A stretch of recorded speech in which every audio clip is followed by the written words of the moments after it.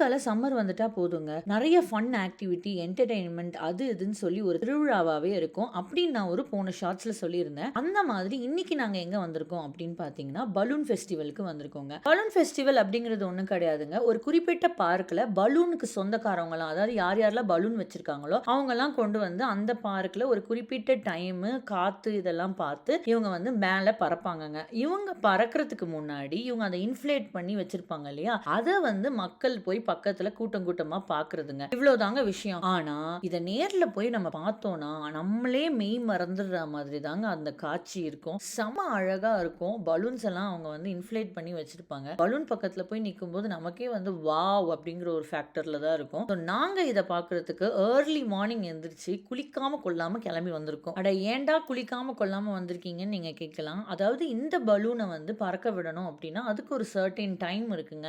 So இவங்க வந்து காலையில 7 மணிக்கு முன்னாடி அத வந்து பறக்க விட்டுருவாங்க. ஸோ அதனால நாங்க ரொம்ப ஏர்லியா ஒரு 5:30, 6க்கு வந்தா மட்டுமே இந்த கண்கொள்ளா காட்சி ஆகிய பலூன்ஸ நம்ம பார்த்து ரசிக்க முடியுங்க. நான் சப்ஸ்கிரைப் பண்ணிடுங்க. டாடா!